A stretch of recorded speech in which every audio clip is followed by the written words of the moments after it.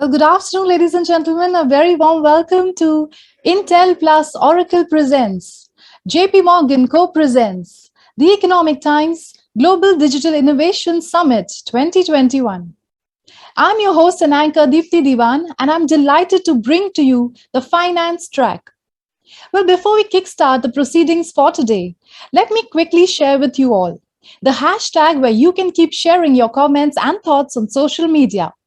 It is hashtag ETGDI Summit. That's where you can post and tag us on Instagram, Facebook, and Twitter. Well, organizations today need to adapt quickly to keep up with a more connected, data driven world. New business models increasingly rely on IT to drive successful outcomes. Digital transformation is definitely the key to increasing IT efficiency. Hence our theme, Advancing Digital Innovation in Uncertain Times.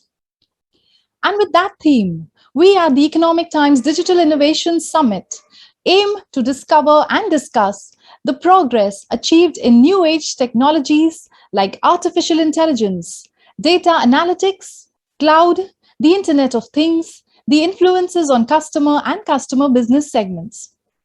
This virtual conference is an opportunity to sense check your approach with like minded industry experts, sharing insights on business critical challenges and disruptive technologies to drive the financial industry forward collaboratively. Well, let me thank our partners for supporting us. The ET Global Digital Innovation Summit is brought to you by presenting partner Intel Plus Oracle, co-presenting partner JP Morgan, co-powered by partner Brilio and Connect, cybersecurity partner Process IT Global, gold partner Clear from the makers of ClearTax, associate partner HCL Technologies and Goldstone Technologies, and knowledge partner Deloitte. We also thank our startup partners Credgenics, World FinTech, SatShaw, Jal Technologies Prakriti, and Eclept 4E Labs. So what's in store for you in this track? Well, we have designed and curated for you some great content and insights from industry experts. But that's not all. We also have so many interactive features on this virtual platform for you. So let me quickly take you through them. To view the different tracks, you can click on the auditorium button and choose the track that you wish to attend the sessions for. Clicking on the Agenda tab will take you to all the sessions that have been planned and their timings. Well, in between sessions, you can catch a break and click on Take a Break, and then the signature wall where you can post your comments on how you felt about the summit. At the end of the summit, do click on the Digital Certification tab to download your digital certificates of participation. Do visit our partner booths by clicking on the Partners tab. You can choose the partner booth that you wish to attend, and that's where you can download their brochure, watch their videos, chat with a representative, or book an appointment. You may also click on the Experience Zone tab and visit the partner exhibition booths. Please do spend a minute of your time to fill out the feedback form by clicking on the Feedback tab. Well, here's something exciting for you. We have many gift vouchers for you to be won. By scoring maximum points with your active participation on this virtual platform, the top 2 winners will get gift vouchers worth 5,000 rupees. The winners from position 3 to 9 will receive gift vouchers worth 2,500 rupees, and the winners from positions 10 to 29 will win gift vouchers worth 1,000 rupees. Once again, your comments are very valuable to us, so keep them flowing in. And anything you share on social media, any picture or post, please do tag us with hashtag ETGDI Summit. On that note, we bring to you our first session in just a few minutes from now. So stay tuned.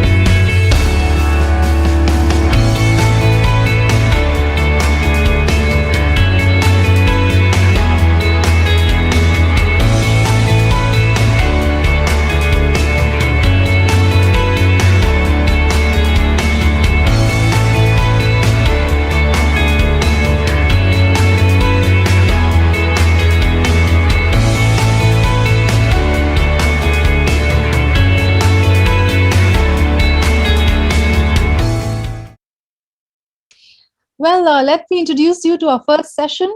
This one is a fireside chat on the economics of innovation.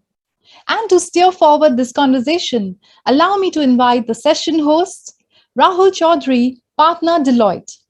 And he shall engage in a conversation with Ruchir Kalra, Head of Insight, Asia Pacific Oracle. So, welcome, gentlemen. And Rahul, with that, I hand over to you. Thank you so much, Deepthi. Good afternoon to all the participants. I take the pleasure of introducing Ruchir Kalra. First of all, I'm delighted to be here talking about how the business value of cloud for accelerating innovation curve across organizations will be unlocked. So, Ruchir, second generation cloud is being built to enable enterprises to apply the principles of modern cloud economics. These would in turn raise organizations' capability to unlock full business value potential of cloud across the enterprise. Sure. So, what are these principles of modern cloud economics, this ICT 2.0, and how are they different from the traditionally followed principles? Excellent question. Thank you very much, by the way. And thank you to ET for having me on the session. Very quickly, cloud is not new. It's reaching a certain maturity point.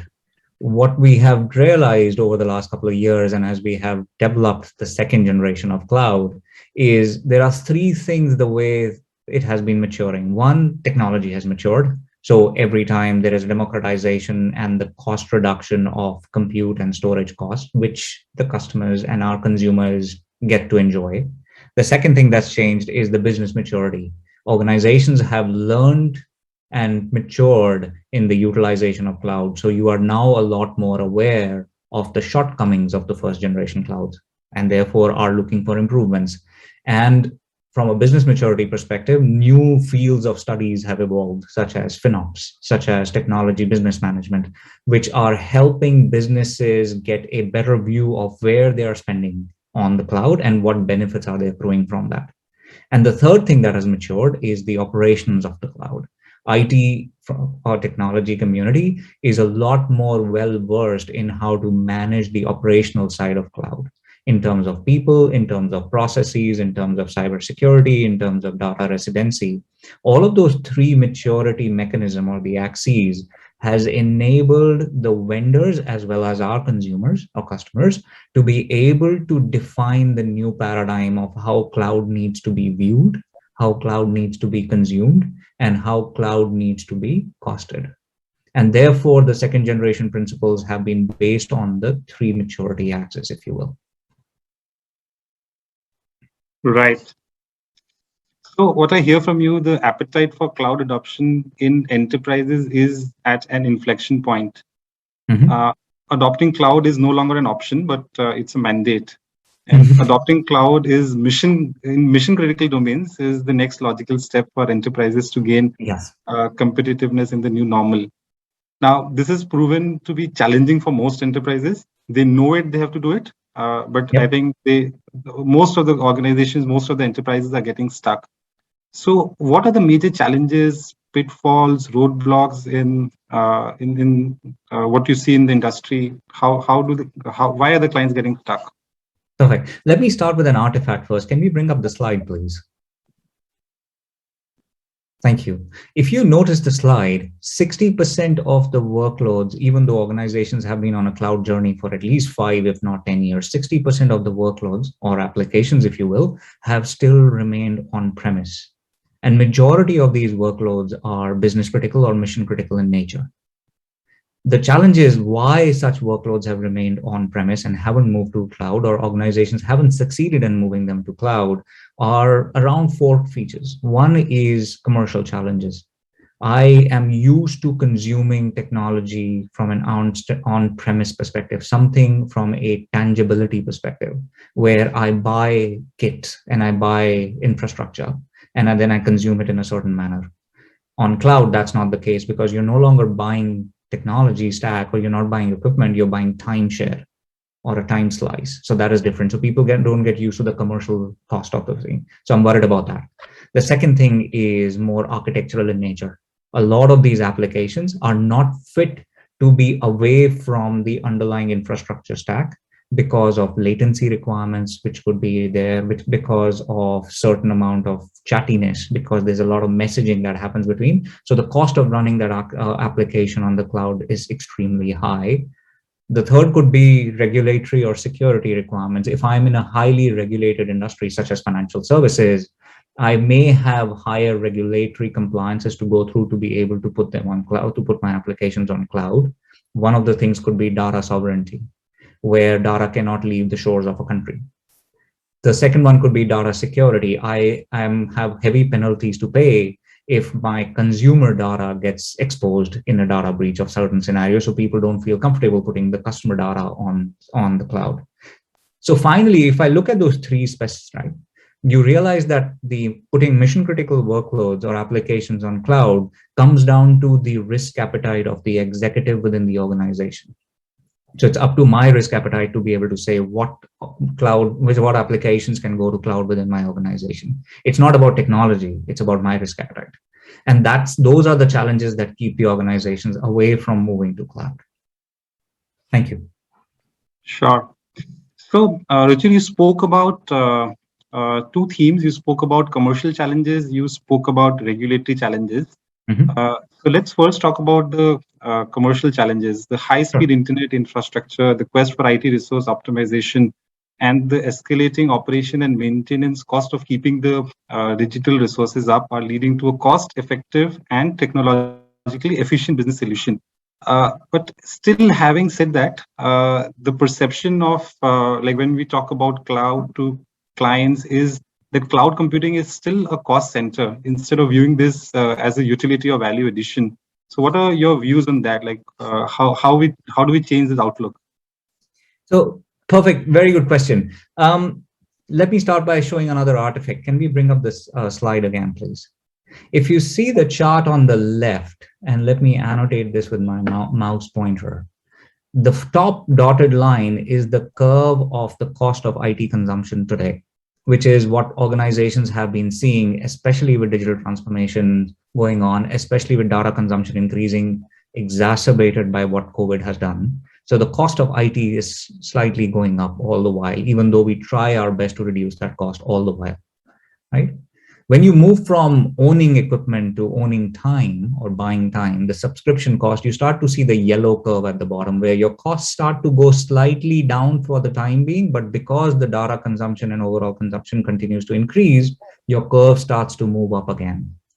The way we are looking at cloud now, and which is where the unit economics comes into the picture, is that what is it that the learning curve effect can do along with the subscription shift? So learning curve effect is when I do something more, I get better at it, which has come from manufacturing, if you will. You're able to manufacture something at a lower cost because you just get better at it. And that's where economies of scale come into the picture. So if you include subscription shift with a learning curve, you start to see the unit cost of IT reducing slightly, and ever so will, even as you start to increase the consumption on cloud and you start going towards more on the right, where the business value outcome is looking at. Going by that principle, and we've defined the 11 principles of cloud based on exactly that to be able to help you. So if people are interested in reading through, I'll walk through that as well. But going through that principle, cloud is becoming very, very synonymous with two very specific things when it comes to how do you see value in it. One is around pace, so the speed of evolution and the speed of execution, where you are now making cloud capable, or you are using cloud to be capable enough for democratizing the innovation. More people within an organization can now innovate by using the inbuilt capabilities on cloud. I'll give you an example. Built-in capabilities such as low code or no code consumption of reports or analytics. How many more people are able to generate those reports now without having to utilize the help from really IT geniuses, as every organizations typically have it, or people like me, who are more business oriented, but I'm mostly self-sufficient now because I can use these capabilities to be able to do more. The second thing that cloud has actually done is the speed of go-to-market. Because you're not spending plenty of time just creating environments where you need to use to create some technology code or a product, you are able to spin them up and down as you need, and very, very quickly, the go-to-market and the pace of innovation has increased significantly. So those are the things that are driving cloud demand. And Deepti, as Deepti mentioned very well, It's the economics of innovation. Can I innovate fast? And can I innovate in a cost-effective manner? And that's where cloud comes into its being. So, Richard, you're saying digital transformation and cloud economics are the modern approach to maximize ROIs for the clients, for the enterprises. I'm from the technology industry, so I will always say that. But if I look at it from the other way, I would say it's the yin and yang. Cloud enables digital transformation, and digital transformation in turn drives cloud consumption. Digital transformation is driving data requirements and data consumption. Cloud enables you to be able to do a lot more of that very quickly. So you can scale very quickly and you can scale cost efficiently. And therefore they keep driving each other hand in hand. Right. Interesting. So the other thing, Ruchir, you spoke about was around security. And if I talk about security and the whole concept of data residency, so one of the major concerns for most organizations when moving to a new ICT is around security. So how do cloud technologies answer these concerns especially for highly sensitive industries such as financial services, or when you're dealing with, let's say, telecom industry, which is so critical for the country, or let's say even banking institutions or PSUs or government institutes, or how should they look at it? Excellent question. Three things come to my mind immediately. One is because the cloud vendors, such as Oracle, host hundreds, if not thousands of customers in any country or any region, the requirement for them to be extremely security conscious and complying to every local region's security or domiciliary or sovereignty requirements is so stringent. Typically, organizations tend to spend a lot more compared to individual customers would from their IT perspective. So I would argue that the generation 2 clouds are more secure than most enterprise-owned security domains. But that's about a subjective way of looking at where does security lie. The second part to that whole conversation is around regulatory. And regulation is evolving specifically in telco and financial services state. Few years back, it was not very common for banks to be, or insurance organizations to be able to think about cloud and utilizing cloud within their organization. Now, majority of them are able to do so very easily, specifically when it does not concern customer data. Even then, there are now technologies available that help them utilize the cloud by masking the customer data and be able to do this in a cost-effective manner. So that's the regulatory part, and that's evolving. And each vendor and customers, our banks, our telcos, are working with the regulators to help them understand how cloud is evolved, and therefore more and more of that appetite is increasing. Then the third part comes into the picture is, where should I be relying on a single cloud provider? What happens in a time of a contingency as a financial services player, as a telco player, as a public sector entity? And to that, I would say majority of the organizations that we talk about, especially if you look at globally the large organizations, 90% of them are multi-cloud environments. And some of that is by requirement that I need different products and different cloud consumption patterns, or some of them are by design that I would stay multi-cloud by architecture so that tomorrow, if I hit contingency with one of the providers, I can easily switch over to another provider very, very quickly with minimal impact to the overall business. Right. So if I move now from financial services to, let's talk about e-commerce companies, and I think this is not news to anyone. Like the number of unicorns and sunicorns we had in India in the last 12 months, and like what is predicted to happen in the next 12 months, it's absolutely exciting. So when we talk about cloud economics, do you only focus on established organizations, or do you think even these organizations can embrace this technology? Is it out of, I think the question is it out of their reach? No, it's not out of the reach. First of all, I applaud all the unicorns out of the country. I'm sitting afar, but I feel the joy of watching India grow and the organizations prosper, which is fantastic. Cloud economics is a volume conversation. The more I consume, the more impact do I see from a cost perspective, from an operational perspective, from governance perspective. Born in cloud organizations, which are the startups today, which do not have the on-premise legacy, or nor should they, because they don't really need to have that. They can start small.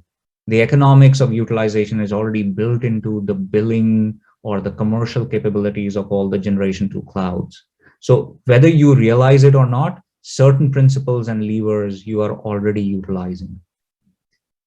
However, the optimization and the volumetric effect of how well you are utilizing cloud and how you optimize along the way is seen mostly for large established organizations, because they are moving really large chunk of their applications all together onto cloud. So the sudden impact of the utilization shift and the sudden impact of the subscription shift looks really, really large upfront. So for an organization that's a startup and that's already on cloud, that growth and the optimization looks gradual because you're already practicing it. For a large established organization with legacy technology on premise, and all of them have it, when you move to cloud en masse or in a critical mass, you see that impact much larger. However, both can apply it. So you would say that the right starting point for them is now.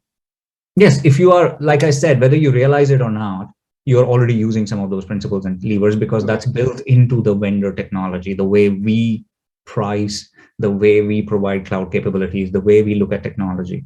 If I bring up the screen again, my slide, if you look at the cloud principles on the right-hand side of the page, we look at them from 4 aspects: technology, operations, commercial, and value management. So whether I'm an established company or whether I'm a startup, some of these things are already built into, so if you're using Oracle Cloud, for example, some of these things are already built into your overall capability. Technology already gives you the flexibility to be able to move things around and change the shapes of your workload. And by shape, I mean it's a combination of compute and storage. For people, I don't want to get too technical, but you are able to infinitely look at what compute do I need, what storage do I need, and I combine that combination to be able to run my application. So that is already built in. There are scenarios where tomorrow, for example, I would have had used an external firewall to secure my overall IT technology. That technology capability is already built into the cloud today. So I don't need separate technology solution for that. If yesterday I was building a dashboard to be able to view where my IT resources are and how well they are running, that capability is already built into the cloud now. So you don't need to start having a separate application for that. If you look at what Apple has done from an iPhone perspective, there were software and apps that you used to download separately on your phone. Those things slowly go away. Remember the weather app that you would download on your phone to be able to check weather? You don't do that anymore, do you? Because that's already built into the operating system. Think of it from that perspective. So whether you are a startup or whether you are an established organization, you are already using these principles.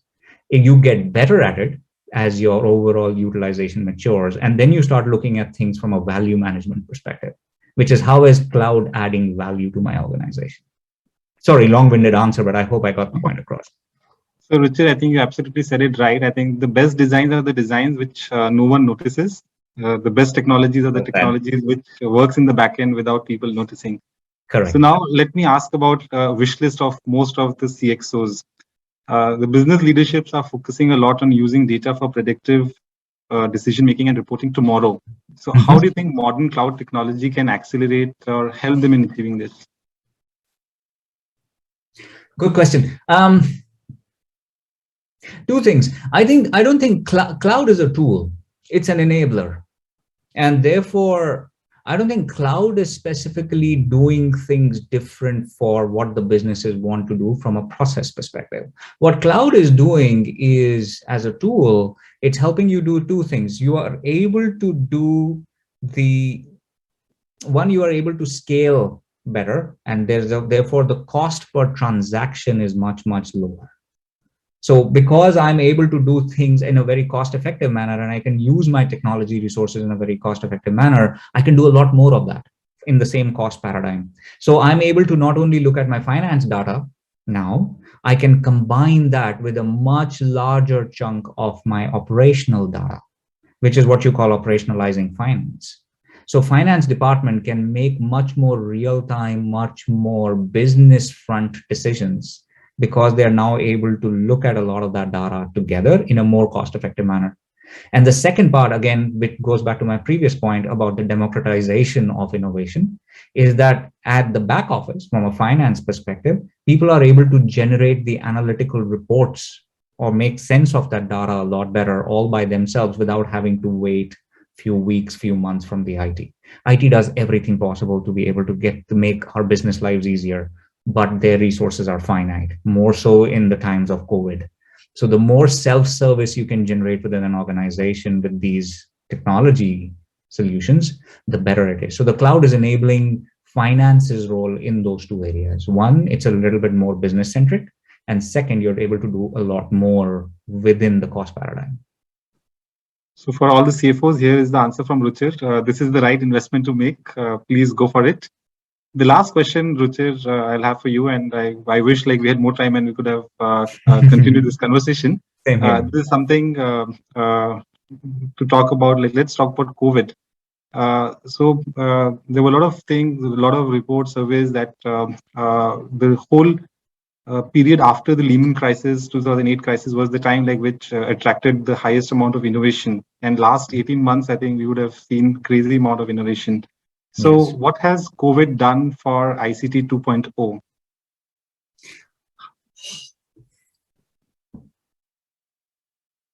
It's matured it. And it has fast-tracked it. Things that we thought would see 4 or 5 years down, we saw it within the 18-month period. COVID had two levels of impact from an enterprise perspective. Some really saw demand shoot up that their business was not prepared for. Think of retail, think of healthcare, think of online shopping, think of all the fintech solutions. You fast forwarded them 5 years into the future within the 18-month period. On the other hand, COVID impacted a lot of organizations where suddenly they were sitting either idle because they did not have the resources to be able to execute. Think manufacturing, supply chain, shipping. We are already still seeing the impact of all of that. Or suddenly the demand disappeared because consumers disappeared. Right? So two things have happened. That has exacerbated the overall need for a solution which has less cost rigidity built in. And therefore, automatically, everybody is trying to look at now technology from a paradigm of, I want to be able to consume technology based on the changing demand that I'm seeing on a real-time basis. I don't want to buy 10 servers or 100 servers and keep them because my demand is only 20 today. Or I don't want to have only 10 servers in my data center to run my applications when I suddenly have a demand for 100, because to get from 10 to 100 will take me a long time because my procurement practices and everything else. So COVID has done two things. One, it has created this abnormality in terms of consumption. Certain industries are seeing a spike, certain industries are seeing the demand go down. And therefore, at some point in time, you will see that level set happen maybe next year, maybe the year after. So organizations will have to find that new normal again.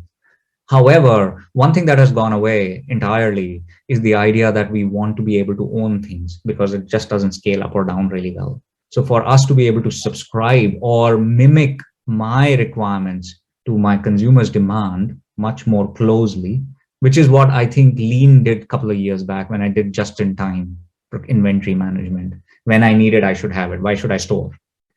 Cloud is the same thing. It's basically just-in-time infrastructure. When I need it, I will have it. And the cloud vendors and the mature cloud technology is actually providing that capability to most organizations today. Great. Thank you so much for your time, Ruchir. This was a pleasure. I'm sure all the audience would have found this very insightful. Thank you very much. Thanks for the opportunity. Great, Ruchir. Have a great weekend. And with that, I will hand it over. Yes, please. Sorry, I just wanted to take a minute. If I can just bring up my slide. I wanted to have an offer for our listeners this afternoon. We are happy to provide a capability of Oracle Modern Cloud Economics Discovery workshops. I will leave this slide on for a little bit or a moment for you to be able to read.